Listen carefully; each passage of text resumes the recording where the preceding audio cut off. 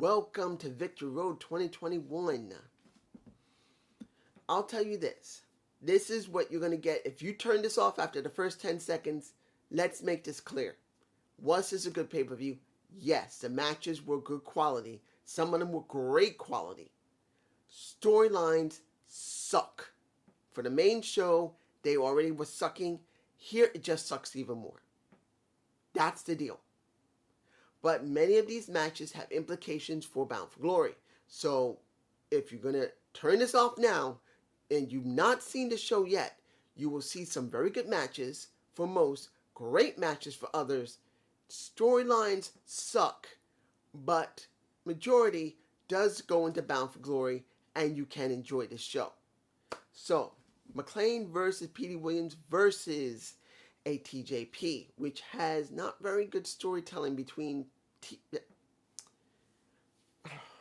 McLean is an interesting character. As I said, I always thought McLean should be someone who's no nonsense, who's freaking out of control, who is a total loose cannon that will destroy everyone he comes across. And for the most part, he has for several weeks. In this situation, he dominates both of them and whoops their ass. But here's the problem. I doubt Petey Williams is finished. I doubt TJP is finished. The problem I see here, McLean going against Petey Williams, I doubt it's over yet. Then Petey Williams dealing with TJP, I doubt that's over with. And then it doesn't really make much sense for them to be in a triple threat.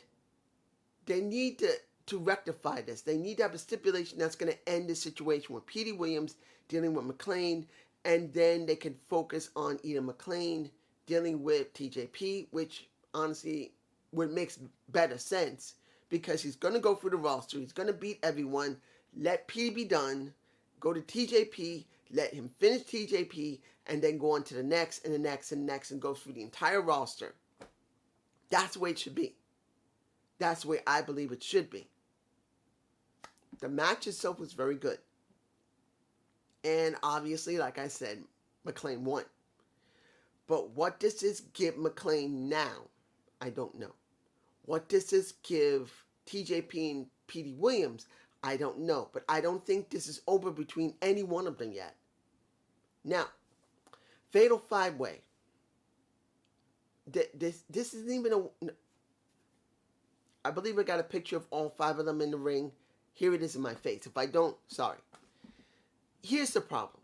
This is not a number 1 contendership match. They don't state it. They never booked it that way. But they keep saying this is implications for the next person that's going after Josh Alexander. Really? Why don't you just say this is a number 1 contenders match and advertise for it? Nope. This is supposed to be a fatal 5-way with possible implications. I just want you to make it clear what this is. You got Black Tyrus, very interesting. You got Trey, who's always seemed to be really good but never gets anywhere. You got Skyler, John Skyler. He's new and he's interesting. But where does he go? Don't know. And then you have the Laredo Kid, who used to work with Angel Garza, who's from WWE's NXT. Well, he was NXT. I think he's on Raw right now. Don't even remember if he's on Raw or SmackDown, wherever he is. He used to work with him. But because this is not a number 1 contendership match, I didn't care. It's not about the match quality. Match quality was really good. Black Tyrus looked like a beast. Jake something looked great. But Black Tyrus looked like a beast. And I think Black Tyrus would have been more interesting than Dorado Kid. But Dorado Kid has been slated to win and he won. And the question is going to be, in the next couple of weeks, are we going to get Dorado Kid versus Josh Alexander? That's going to be the question. But why would I care? Because this was not a fatal 5-way for the number 1 contendership. Impact Wrestling. What the fuck are you doing? Why don't they just do it correctly?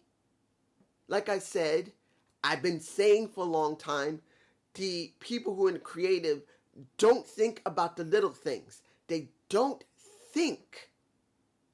They don't plan properly all the time, and they don't think. They think Impact Plus is just something to throw out there for their people because they got the app, they got the service, so they just throw them a match. They throw them stuff. But doesn't it give implications for the future? Yes. Do they give implications for the major storylines? To a certain extent, yes.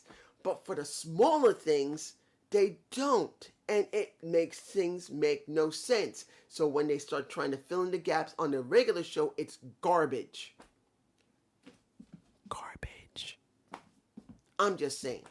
Now, I have to say the music for Victory Road was actually nice. I did like it. They made it too low to hear though, but it wasn't too bad to listen to. Now, a match that makes no damn sense, and I had no freaking care about it because the booking of the story is trash. Taylor Wilde versus Tennille Dashwood. The story is complete trash. As I said before, you bring Taylor Wilde back. You don't explain what's going on at least until 2 weeks later, and before you do that, you don't even explain anything or show anything. You don't show her going after Tennille Dashwood. You don't show her going after Caleb until 2 weeks later when she says something about someone interfering with her.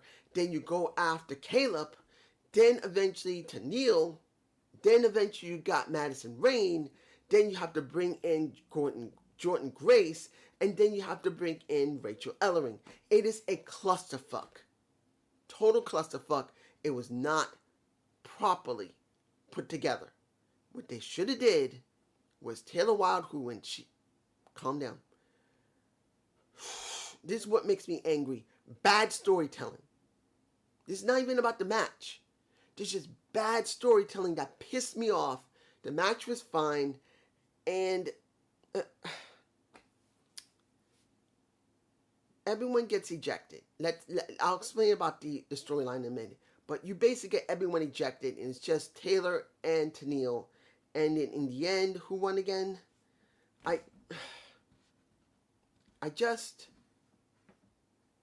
Taylor Wilde wins. I had to look at it because I didn't care. Because in this situation, with Taylor Wilde coming back, you're supposed to make her mean something. She comes back after 2 months. Instead of her attacking Caleb or attacking Tennille, she goes in, does something, does not attack Tennille, does not attack Caleb. Then she complains, then she attacks, then she gets Caleb, then she gets Tennille, which she doesn't get Tennille because she's working against Tennille and Caleb. Then you got Madison Rain coming in. Then you have to have Jordan Grace, and it's a clusterfuck. It's wrong. And they should have booked it properly, that she attacked both of them at first. They don't explain it at first. She attacks again, then has the interview, begs Scott D'Amore to let her go after one of them or both of them. She goes after Caleb. Then she demands Tennille.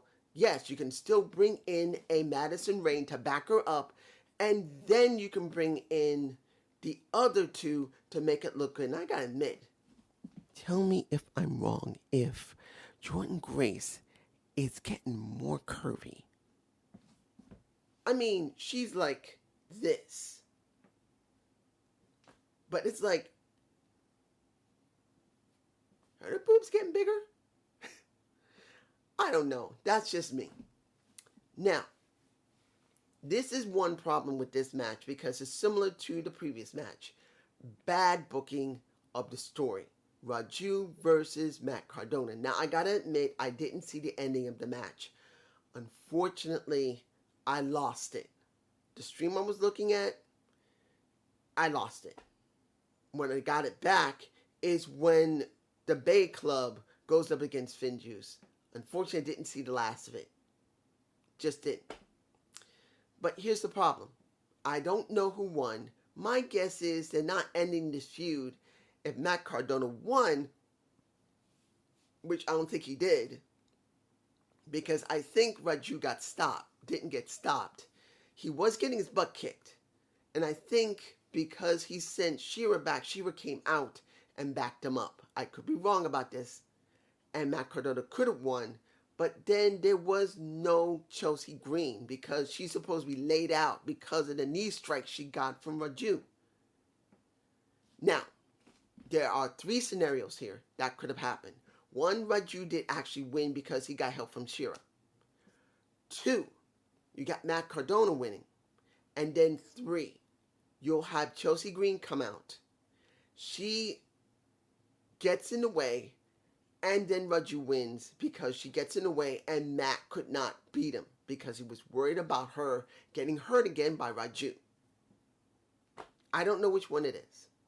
If I had to take, well, I shouldn't say that. If I got to take a guess, I think Raju won. You guys can tell me below if you've seen this already. I've missed it, but I think Raju probably would have won so they can perpetuate this because they got nothing else for Matt Cardona to do. They're not doing the hot mess of Chelsea Green from NWA, which I don't understand why. You could say now, because she got the knee strike to the head, she's acting like the old Laura Van Ness. And that would be a good way to book her. That she got nailed in the head, and now she's beginning to lose her damn mind, but she still loves her man, he loves his woman, and she's acting like a damn hot mess. That's what I'm hoping for, but I know it's not going to happen because Impact Wrestling can't book out of a damn paper bag because I should have booked this better. I'm just saying. Now, Finn Juice versus the Finesse Club, which is the Bay Club, which doesn't work for me. Now, mind you, the story's a good one. You got Finn Juice dealing with the Bullet Club. But here's the problem for me personally. Where is Jay White? You bring in Haku's son. What is the guy's name? Haikiru. I'm mispronouncing his name because I need time to figure his name out. Hakaru. And he's Haku's son from the Wild Samoans, which is really cool. But why didn't you bring Jay White back to introduce this guy working with Chris Bay? So it would mean that the Bullet Club is in Chris Bay's corner.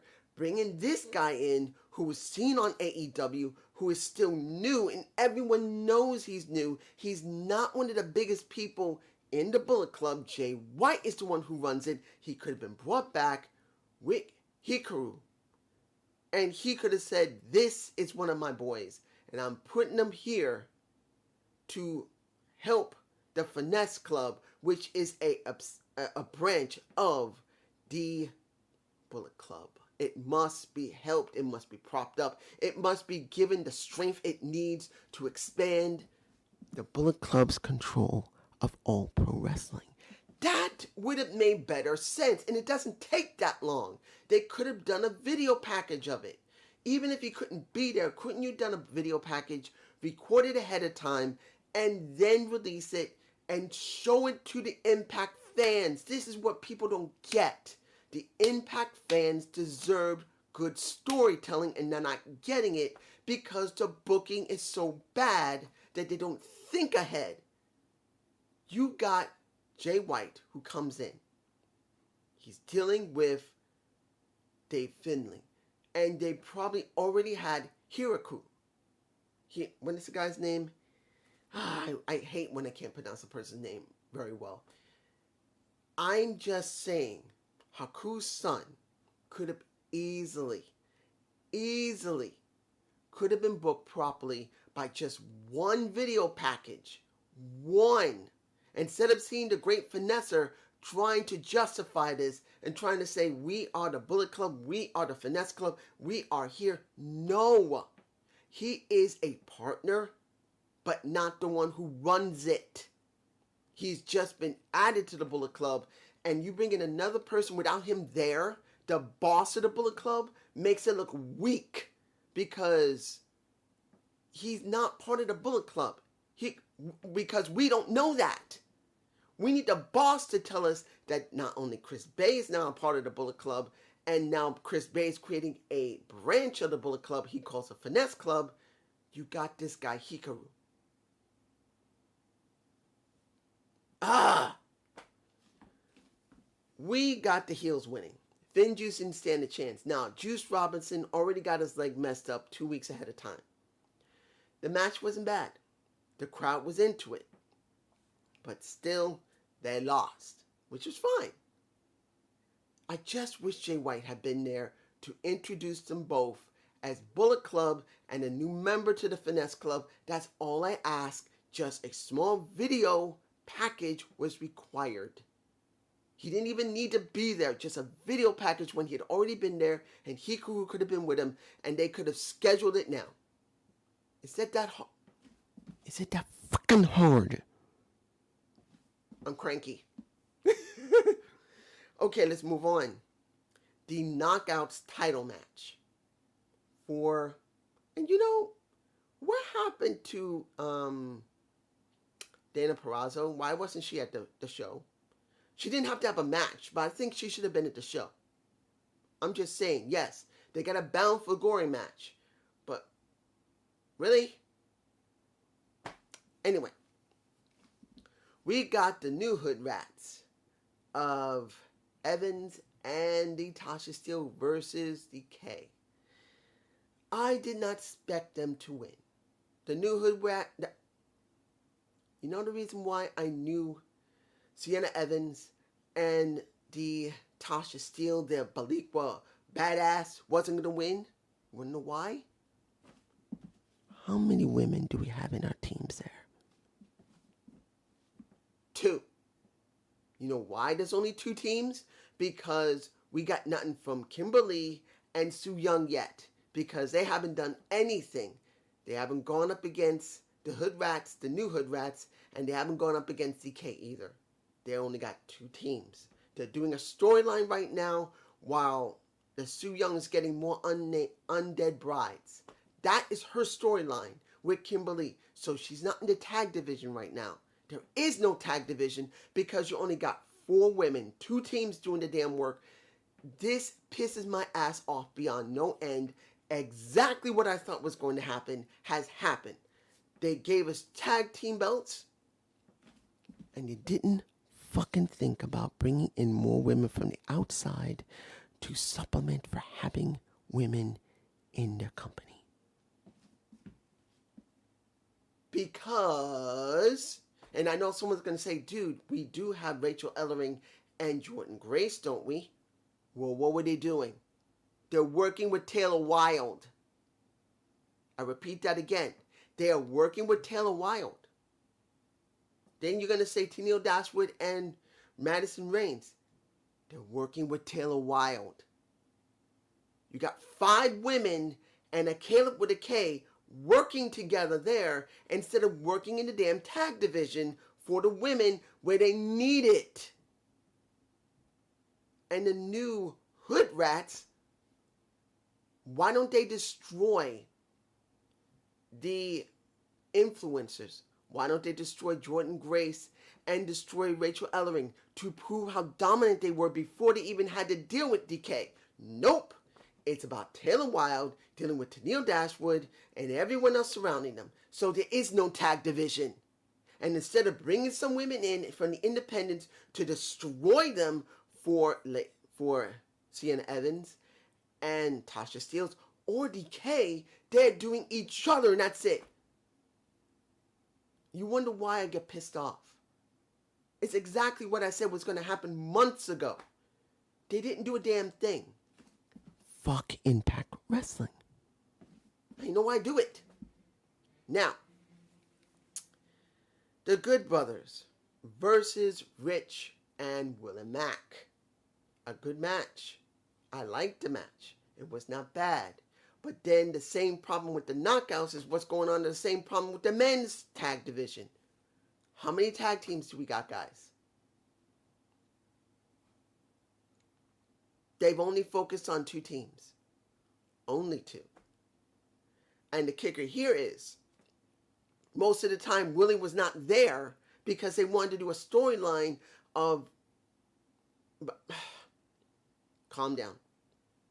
Seeing Willie Mack going up against 100%, going up against And I'm just like, we got Finjuice, we got Chris Bay, we got Hiraku, we got those guys. Why are we having them do this instead of doing that? Suppose we got 4 teams and they don't feel like they're 4 teams because they're doing separate storylines the most of the time, and we need more teams. What happened to Reno Scum? What happened to Reno Scum? Where are the other independent wrestlers? Where are the other independent tag teams to make the division feel more full? 4 teams, 2 storylines, and then there's nothing else. We feel like we got nothing. Now, mind you, it's not about the match quality. I'm making it clear. Both tag matches had good match quality. And that's not what I'm talking about. I'm talking about making the division feel full. Remember, at one point in Impact Wrestling history, TNA history, they only had the Motor City Machine Guns and Generation Me. Or they had the Motor City Machine Guns and 3D. That was it. That is one of the major problems Impact TNA always had. They never brought outside people to work with them all the time. They always stayed stuck with just 2 teams, if you're lucky, maybe 3. That's what I hate. It's stupid. The Good Brothers win, and I wasn't surprised they won. I knew they were going to win because they're still working with AEW. Fuck Impact Wrestling. And AEW for not showing any of the people from fucking Impact other than the Good Brothers and Don Callis. I don't count Kenny Omega because he started in AEW anyway. Now, the 2 best matches. Oh, almost forgot. We got another one. Now, I know you're going to say, you said there was only like 4 teams. Aren't there a little bit more? There's now 8 teams. A lot more than that. Because we got Sammy Callihan and Eddie Edwards and Morrissey and Moose. Well, they're not real teams. Well, Moose and Morrissey are not real teams. They should be, but they're not. Then you got the Eddie Edwards and the Sammy Callihan, who are the odd couple, who are a team, but they're doing everything they can to make them feel like they're not a team yet. And they probably won't be a team until after Bound for Glory, and that's if they push them. Now, the match itself. It was good. I actually enjoyed this tag match way more than the other 2. Because of how they booked the story. Because you got Morrissey and Moose wanting to destroy both Eddie and the Sammy. And then they brought out Alicia to make it more dramatic. Alicia gets her ass whooped. She gets powerbombed by Morrissey. Everyone tries to make it important. I don't have the shot of her getting powerbombed. But she gets powerbombed out of her boots, and she's laid out, and then you see Eddie having to take her away. I don't know if I got a shot. If I do, I'll put it in my face. He has to take her away, and he actually says, "I'm sorry" to Sammy, because he had to go and save his wife. Sammy gets laid out, they win, end the story. Now, it's a good story. You're trying to bring 2 guys together, because Sammy could have just walked away from the match, but he went back in and continued it after it was stopped for a brief moment and Alicia was taken and Eddie took her to the back. So this is the story of 2 guys more than 2 to 3 years ago who had been despising one another to come together, instead of hating one another, actually become a real tag team. That's what this story is about. That's what Moose and Morrissey are doing. But here's the problem. Once we get that done, what happens to Moose and Morrissey? Do they stay a tag team? I doubt it. They're 2 big monsters that could dominate the tag division and get rid of the Good Brothers. And that would mean something. But the way they book everything, it doesn't feel like they will even be used. They're both floating once they're finished. You're going to have Morrissey floating, then you're going to have Moose floating. And believe me, they're going to start floating. Trust me. I hope I'm wrong. If I'm right, it sucks. But if I'm wrong, I don't mind being wrong. Guys, I never hate being wrong. I'd rather be wrong 99% of the time and right 1% of the time, because it sucks when I'm right. It sucks. I'm just saying. The next match, which was the best match of the night, that is Chris Sabin versus a Josh Alexander for the X Division title. It was at first, slightly fast at first. Some really quick grabs, some quick chain wrestling, and then once Josh Alexander started building up into it, they slowed it down to a more slower, methodical match and started building up the suspense of who is going to get it. Will it be Sabin getting his 9th title, being the first one in history to get it, or will it be Josh Alexander who will maintain this and cement his legacy? That's what this was the question about. This is what it was all about. Now, it was a very good match.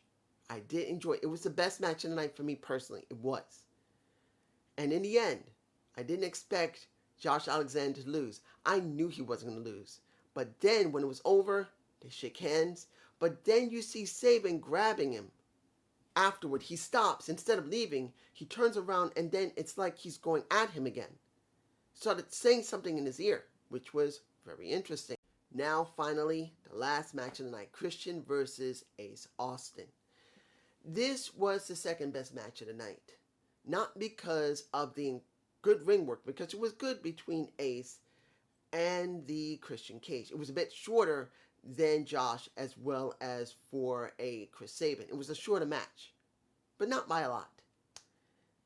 It was good because of the ending. Because when it was all over, and I didn't expect Ace Austin to win, he's not ready. He's not. I'm sorry, guys. If anybody think Ace should be champion right now, he is not ready. They have not booked him to be ready. This is the second time he's tried to get the world title. The first time was against, guess who? Tessa Blanchard. This is now his second attempt. And he didn't win there either. So when it comes down to it, I didn't expect him to win. He wasn't supposed to. But once Josh Alexander comes out, we get option C, as I predicted would happen. Because there's no one else left. This is a very great thing. Because now Josh Alexander is getting to shine in October. I think it's the 23rd of October when they're going to have Bound for Glory. It's a great thing to see that he's finally getting to shine. But here's the major problem that I see for Impact Wrestling. There's no one left. Guys, one of the major problems, just like I've already outlined already for the women's tag division, for the men's tag, yes, they got teams, but the booking of the teams suck. Morrissey and Moose, I doubt, are a real team, and they'll break up after they finish between Sammy and Eddie Edwards.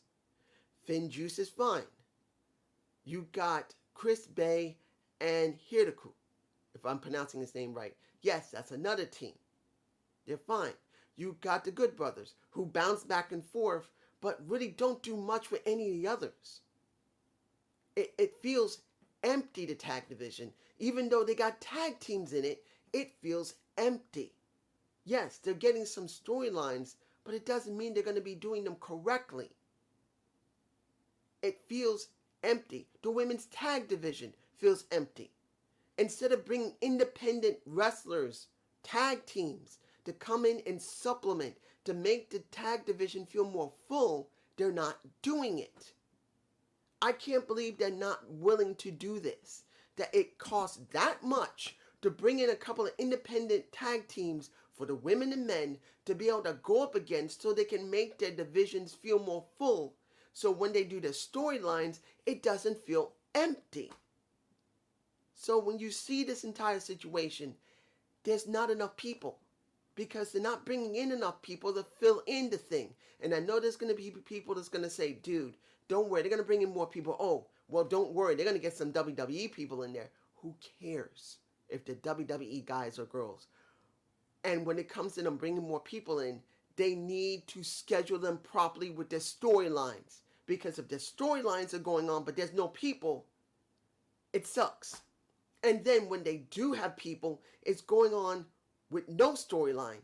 So it'll show how empty everything is because they're not booking it correctly.